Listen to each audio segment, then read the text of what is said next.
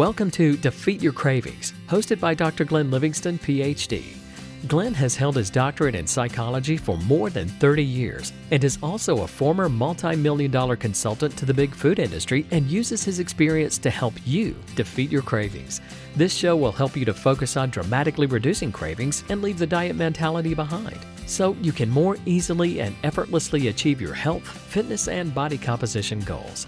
Please remember, no doctor-patient relationship is created via this show, and you are responsible for confirming any changes to your diet, health, or psychological routines with an appropriately licensed professional before implementing them.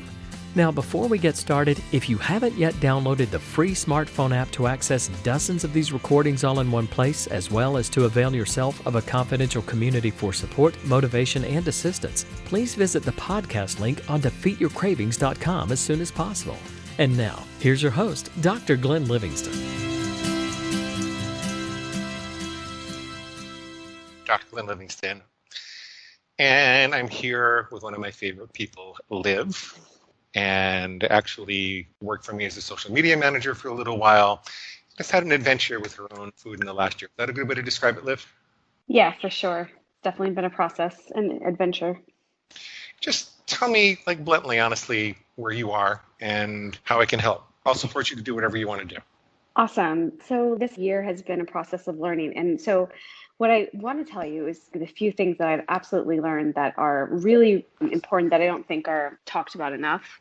One of them is the restriction process of binge eating. So I've fully learned that we often think that binge eating is the problem, but it's really the restriction to a certain extent. Like anytime you physically restrict, it's a lot easier for that binge response to come through. And I'm not saying binge eating is always from that, but it's such a huge part that I think we overlook.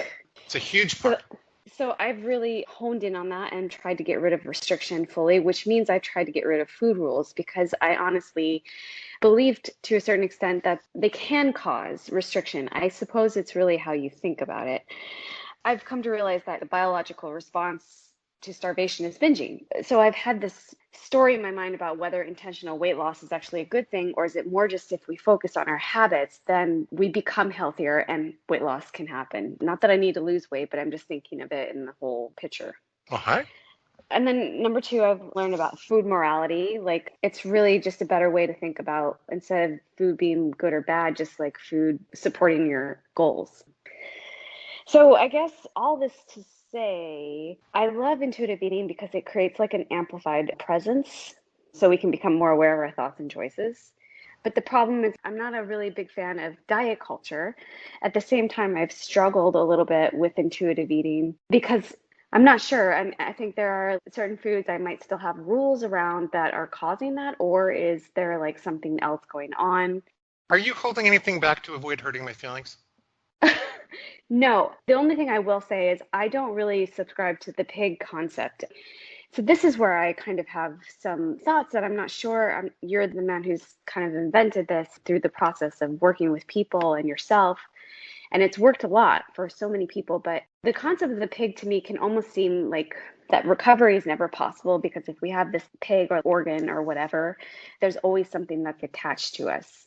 And so that kind of gives me like this defeating kind of feeling. And I've always felt like this lizard brain is actually there to save our ass when we're starving. While I know that hyper palatable foods are more addictive and easier to eat, I do think that there's a wise part of us that can say, hey, I need to stop. Where are my ultimate goals? But I think that's a process to get to. I don't think it's something that just somebody who's been in this cycle for so long can just be like, okay, gonna do that. Uh-huh. What I'm saying is I still struggle with binge eating occasionally. And when I'm in my lowest low, I don't really know what to do. And I think intuitive eating is just really not working for me. I am whole foods plant-based. It's pretty easy for me. That's how I like to eat. But when I binge on Halloween things and Halloween candies and things that I don't normally eat, even though I've tried to allow them. So does that make sense? Oh, you're talking about all of the areas of conflict. We're going to have a really good talk. I just want to make sure you're not holding back and you got to say everything you want to say. And I've got lots to say about everything that you said. I'm just waiting to be sure you have your space. Okay, thank you. And I have two more things. So I did actually a holistic nutrition course, and it was based on mindfulness and compassion. Hmm. And there's a lot of science around that mindfulness. And intuitive eating is usually like the form of recovery that eating disorder clinics use. So, but the thing is, too, as I see a lot of people struggle with it. And I don't know if it's because of intuitive eating or if it's because they're still caught in allowing. I'm part of that. So, yeah, that's Okay. So it. let me just play back all the things that I heard and make sure we got them all, and then we'll take them one by one, okay? Perfect. And we can take them in the order that you want that's most important to you. Okay. Okay. So you talked about the importance of the role of restriction in the binge eating cycle, Yeah. and that perhaps intentional weight loss isn't really a good idea because it leads you to restrict, and then that leads you to binge because people are addicted to the feast and famine cycle. You talked about what you like about intuitive eating, which is this amplified presence of mind, and that it does work for a lot of people in eating disorder clinics and a standard way of recovering. You talked about how a lot of people struggle with it also. You're not entirely sure why.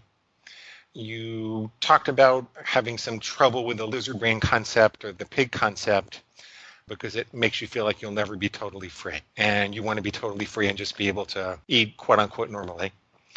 That you're very much against the diet culture and you're upset with the idea of food morality, that there could be good foods and bad foods as opposed to foods that help you accomplish your goals. Did I get everything?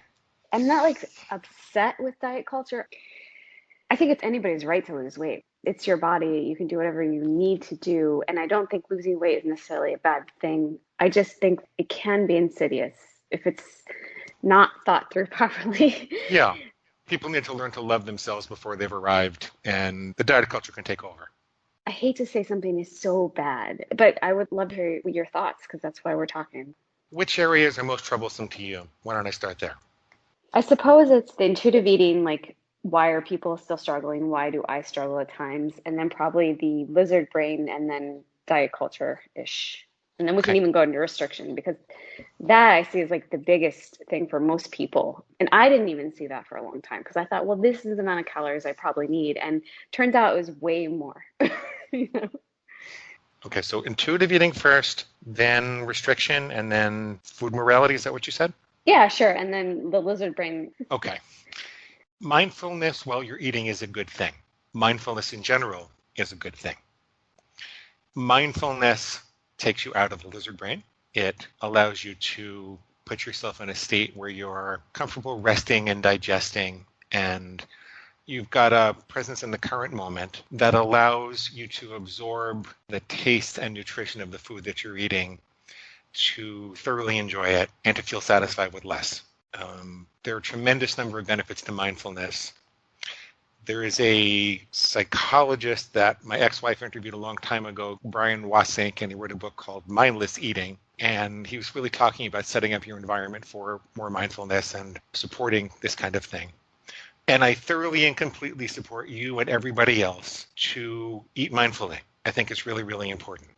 Mindfulness as the only solution to eating well. This is my opinion, Liv. You might have a different opinion. But I believe that the belief that making a rule, being descript about the types of foods that will accomplish your goals and the types of foods that won't, and what role you want those foods to play in your life, the belief that that's a bad idea, I think is a bad idea. I think that belief is a bad idea because there are foods that will help you accomplish your goals. There are foods that won't. And there are people who can modulate and moderate hyperpalatable foods, which other people get carried away with. There are people that can moderate them when they have rules, whereas they can't moderate them when they don't. And then there are people that really can't have those things. You've got diabetes or cancer or something like that, or you're at risk for it. There's people who really can't have those things.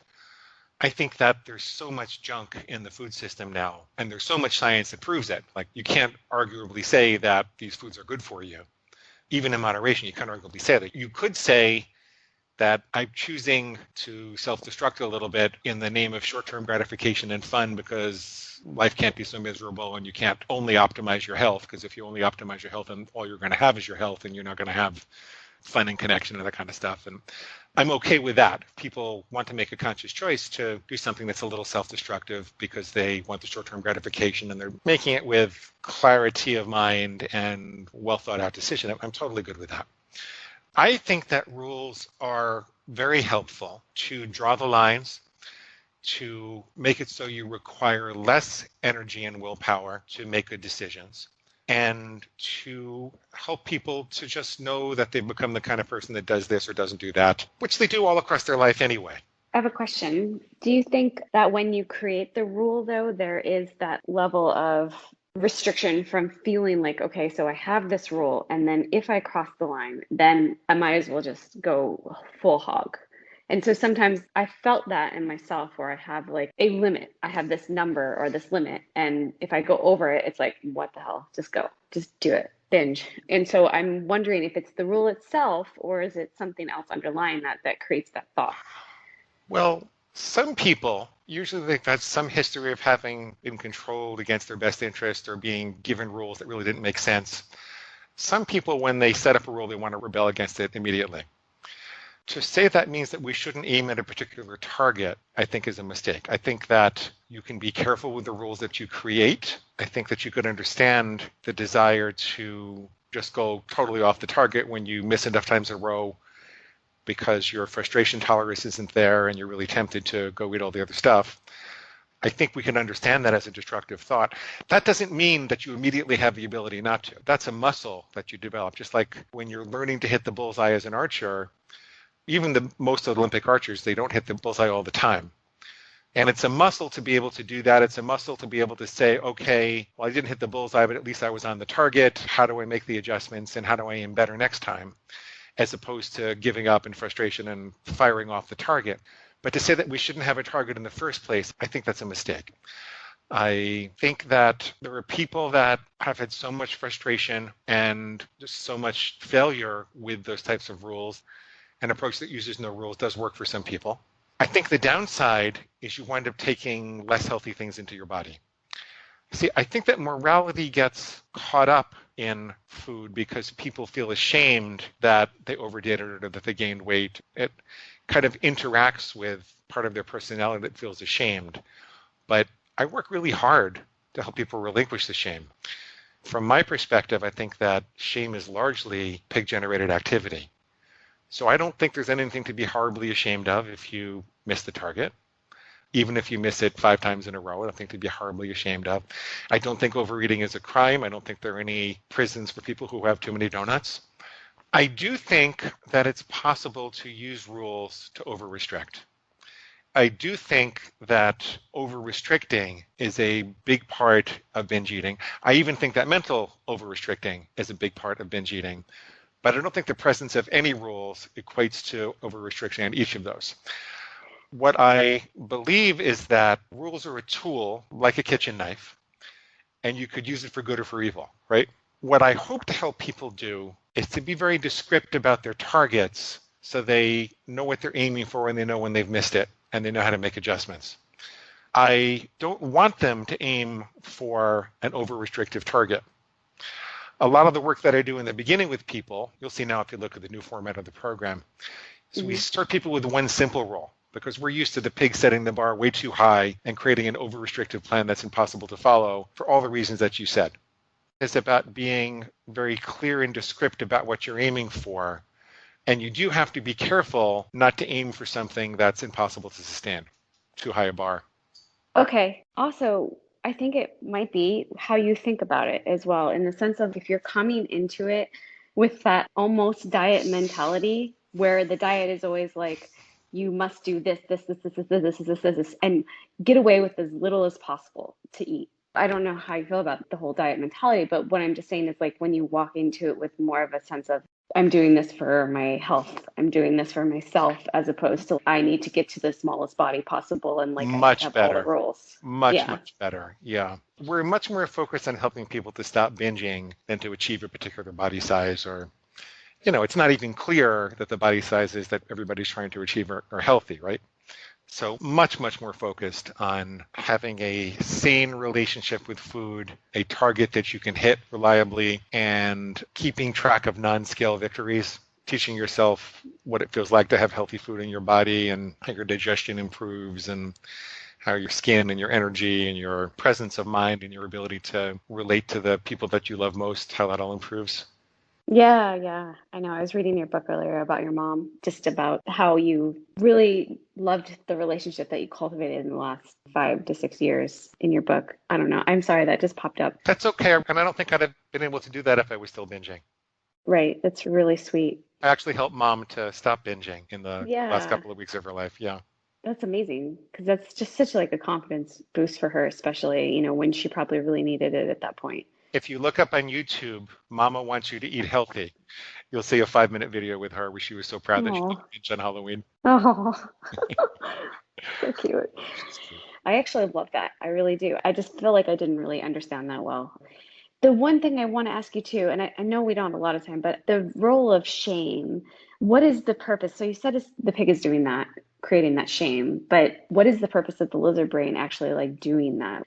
To keep going, to keep binging, but then how does that serve your survival to keep doing that? Well, it's a biological error. It's like a smoker has confused smoke with oxygen. And you can say there's no evolutionary value to smoking, which is true, but there's a profit incentive and there's a stimulation of the survival drive by the wrong thing. You could insert an electrode in people's brains in their pleasure center and get them to press a button 1,000 times to get that pleasure instead of eating. It's possible to short circuit the evolutionary system in the brain and steal that energy. And I think that's what's happened. Okay, cool. All right, well, I feel good about that, actually. That actually explains a lot to me. So let's talk about the idea of the pig and the lizard brain. Okay. First of all, Dun, dun, dun, dun. I shouldn't have called it a pig. I have to admit this. I called it a pig in my own private brain. I wasn't even a vegan back then. I was eating a carnivorous diet back then. Oh, really? Wow. Not the carnivore diet that you see today. Oh, okay. Okay. I was having really paleo. I was trying to eat paleo because it's how my ex-wife ate. I didn't do well with it. It just made sense to me. I felt like I was probably struggling with a lot of things myself emotionally when I was overcoming binge eating, and it worked. The pig worked, and that's how I wrote about it. That's what it was always in my journal. I didn't want to call it what Jack Trimpe was calling because there's some overlap, and I wanted to protect his terms. And so I called it a pig. I feel relieved to understand the lizard brain or the pig concept. I feel relieved to understand it as a bodily organ because I don't feel like I'm tied down by the fact that I have a bladder. I'm glad that I have a healthy functioning bladder. I just have to take responsibility for directing it where it belongs. I can't pee in the street, I have to pee in the bathroom, right? And that's not objectionable to me. I feel like a grown-up because I learned how to do that. And it helped me to master my environment, and it made it possible for me to go to school and have relationships with adults and things like that, that I took control of my bladder and I go where I need to go. Similarly, I don't feel upset that I have to spend a lifetime with reproductive organs. I'm proud of my ability to control that, and I'm glad that they're there, and I'm glad that they provide that energy, and at the right place and the right time, I'm glad that I can connect with that. I don't feel burdened by the fact that it's there. And I don't feel burdened by the fact that I have a lizard brain that generates these survival drives that were previously stolen and misdirected because I've learned how to direct them the way I want to direct them. Liv, I'm recovered. I'm recovered from binge eating. I make mistakes periodically, but I never feel powerless. I never say, F it, I'm just going to eat whatever I want to. I never have any trouble getting right back on track. I'm recovered. Period. End of story. I've put the pig in the place that it belongs. I recognize it. I've disputed it when I've needed to. When I install a new habit, I deal with new squeals and I work on it for a little while. But I'm recovered. I don't feel burdened by all this. I feel free. Okay. So when you mean the drive that was stolen, so in the past, this drive was actually there to save our asses from starving. But now, modern day, we have a environment full of food. It is not working properly. Right. Okay. It's not just an environment full of food, but it's an environment full of concentrated food and concentrated pleasure that we didn't have in the past. Yeah, okay. That makes sense to me. So it's also just like another way of reframing it because you can easily go into it and go, I have this pig, this sucks, this, and like really hate this part of you, which I think then causes more shame. So the way you are reframing it is just like you are taking responsibility for it. You have autonomy. It is just something that you manage. So it's not a process of being in recovery. It is a process of knowing exactly what to do to be recovered. Yeah, it's just growing up with food, knowing that you've got these impulses inside you, like everybody does. Some people lean more towards other pleasures, and some people like drugs or alcohol, and we happen to like food. Everybody has it. It's just part of being human. I completely understand how you feel about the name, but it worked for you, so that's why you went with it. But would you say that restriction can even cause the pig to get louder or the urges to drive Much to louder. binge louder? Much louder, and it weakens your pause muscle. You have to be able to pause to recognize that the pig is operating and make a different choice. What the pig is essentially saying is we're going to starve, right? Right. And so forget all your plans, forget all your rules, forget everything, and just get some calories now as soon as you can. When you restrict, if you're not having enough calories and nutrition, your pig is going to seem reasonable. As a matter of fact, you might not even hear it as a pig, you might think it's you. For God's sake, you got to eat something. For God's sake, you know. Eat the kebab. Right. So a part of the way to keep your lizard brain in check is to adequately feed yourself. Not that I need weight loss or anything like that, but just for everybody else, like how do you say, okay, well, do you say like let's focus on health goals? Or do you say if you do want to restrict or minimize your caloric intake, slight deficit? Tell people to flood their body with nutrition at a slight caloric deficit. I ask them not to lose more than a pound a week. I prefer a half a pound. Sometimes people say they have to do 2. When people accept that the fastest way to lose weight is slowly, when they become dedicated to stepping out of a feast and famine cycle, to stop torturing themselves, and they flood their body with nutrition at a slight caloric deficit, that's when I get the most success, the most long-term success, and the most peaceful success. That's when people feel most peaceful with food. I think people don't realize what restriction means to a certain extent because I was still restricting for a long time and I did not know I was restricting. And part of it was only eating high fiber foods. So I had IBS, so I couldn't actually eat enough properly. And so when I ate a little bit more like calorically dense things or more starches or whatever, I was eating more, like there's just like little ways that we restrict that we don't realize, or like drinking coffee instead of eating breakfast, just tiny things that you think, well, it's not that big of a deal, but like in the long run, it adds up over a week and then it's bam. When people take in their calories with low density foods and drinks, then they don't realize that their body is still starving. That does add up and it makes the pig a lot louder and people fall down. I think I fell into that for half a year. Yeah. Sorry to interrupt, but yeah. Did you? Yeah, I think I did. I had a horrible, horrible IBS, and I was doing like a SOS kind of diet, salt, oil, sugar free, and whole foods plant based, which is normally healthy for most people, but I'm extremely active and I have a sensitive tummy anyways. And so it just gave me IBS all the time, and I kept thinking something's wrong with me, and then I would binge. This is prior to intuitive eating, but yeah. So now you know you need more, right? Yeah.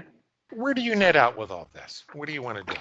I want to be fiercely against crazy diets because I have had trauma from it. That's somebody I want to embody.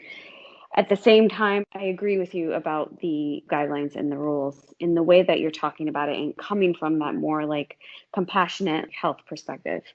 I would love to kind of marry these two philosophies, I think. You and I are both fiercely opposed to over-restrictive diets. Whatever nomenclature you use to describe them, we're fiercely opposed to over-restrictive diets.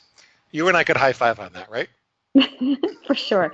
I'm also like fiercely against always being so body focused as opposed to health. There is so much in this world where we're judged on, and we're judged on our bodies by everybody, society. Yes, we could probably high five on that too. And I'm really actually glad we spoke about this. I mean, I know you're a very compassionate, kind person, but I'm really glad that we talked about this part of it. My ability to articulate and help people that are struggling with what they perceive to be conflicts with intuitive eating, it's become a lot stronger in the last year or two because I've run into a lot of people. I've been at a bunch of podcasts. And honestly, we've just done so much coaching in these last couple of years that I'm able to articulate these things a lot better. So it makes sense that you didn't know that because you were really studying this a couple of years ago and I wasn't good at explaining it. This is how I was always behaving with my clients. I was always trying to get them to step out of the feast and famine cycle and adopt something really simple and focus on non-scale victories and let go of the shame and be positive for their bodies. And my way of saying that is you have to love yourself before you arrive. It's okay to have a life if you're overweight. It's okay. Paradoxically, that's when people kind of settle in and their bodies come to a level that they feel really comfortable with. I was always clinically doing this with people. Yeah, you're super articulate now. I totally get it. Like, I feel very clear at the moment. And I guess the only unclear thing I have is what kind of guideline or rule would I even need to make? I think the most important thing for me is to always make sure I eat enough, because most of my binges are accidental restriction. Like, I'm too busy, I forget to eat. I ate too much fiber, now can't eat anymore. And so I have a binge a couple days later because I haven't had enough. So how would that work? I'm not counting calories or anything like that. So I don't 100% know how to make sure I eat enough. My hunger cues are still a little messed up from years of dieting. I'm very clear on my hunger cues in the morning, but in the afternoon, I have less hunger cues because I'm tired and busy, and so I don't even think about food. What's an example of a healthy meal that will prevent you from restricting if you have it early enough in the day? A good amount of fat. So I'll have potatoes with tofu, and then I'll have like a tahini sauce on a bunch of greens. And I'll always feel really satisfied. And I think if I make sure that I eat like at least 3 portions of good quality fat a day, I tend to eat enough. What time do you need to have your first portion? I usually have it at breakfast, lunch, and dinner, and then I'll have, like my snacks in between. But if I have a fat at every single meal, I tend to do better. So that might be a good kind of guideline or rule, I guess. It's hard for me to say rule. If you're more comfortable, you can make it a guideline. The purpose of making a rule is then the line is really clear and you'll hear the pig better when it squeals that you shouldn't do that. But if you're more comfortable saying it's a guideline, you can do that. It's probably a guideline because my thought process is like, well, what if the day is different? What if I sleep in and I don't need my breakfast, which never happens, but I'm just saying, like, part of intuitive eating is the ability to be more spontaneous with your body and your food as opposed to rigidity, you know? What if you just had a guideline that said you eat a healthy fat with every meal? Yeah, that's good. And then if I don't do it, it's not like the end of the world. It's more of just a guideline to make sure I'm eating enough. Yeah. Okay. You can still address the lizard brain. If the lizard brain says you shouldn't have a fat with this meal, you could recognize that as a squeal. Okay, cool. Or whatever you want to call your lovely lizard brain if it makes you feel better. I don't know. I guess lizard brain, I want the scientific term. What part of the brain is that? I think it's the cingulate gyrus, but I forget. It's not really my maybe expertise. Maybe I'll just call it gyrus. I could be wrong. We should look that up before you do that. All right, I'll look it up and then I'll find a nickname. My gyrus is acting up. Yeah, it's total crapo. And that being said, like, I eat whole foods, plant-based, so I basically intuitively eat within that. And that is because of my health. I feel the best. My IBS is really bad when I eat processed foods. You're a whole foods, plant-based person who eats intuitively and tries to have a fat with every meal. Yeah, that's enough. Maybe that's enough. Sounds like enough to me. It doesn't sound restrictive. Doesn't at all. Like, my diet mindset is, no, you need more. Get into that restriction. You know, that's still there. It's like this like little part of me that I've learned for so long. But me kind of stepping back and actually using your process in a healthy manner would be just that. That would be perfect. That's what I think. Yeah. Do you have any questions or concerns? I'm sure I'll have many later. No. Okay. No. You feel better? No. Yeah. I feel like we've really hashed out some really cool things. I have like really studied this, and I feel like I know everything about intuitive eating and mindfulness. Just kind of marrying these two is really kind of a sweet thing. So I appreciate your time. It's been a long call. Liv, I appreciate your knowledge and studiousness also, because I've got the goal of marrying them better myself. So anytime you know more and you want to talk it through, it would be helpful to not only me, but my audience. So feel free to do that. It's super popular right now. It's taking hold of social media, and I can see how it can really mess them up, intuitive eating and the whole like dieting thing, because when you do start intuitive eating, you kind of start eating a lot all of a sudden, and binges can occur even more. It's complicated. It's not easy to do on your own. It's true. Okay, be well. Okay, have a good day. You Bye. too. Bye. And that brings us to the end of today's broadcast of Defeat Your Cravings, hosted by Dr. Glenn Livingston. Now, if you'd like to find out more about the products and services Dr. Glenn offers to help you dramatically reduce your cravings and stop overeating in 90 days or less, please visit defeatyourcravingscoaching.com. That's defeatyourcravingscoaching.com. Thanks.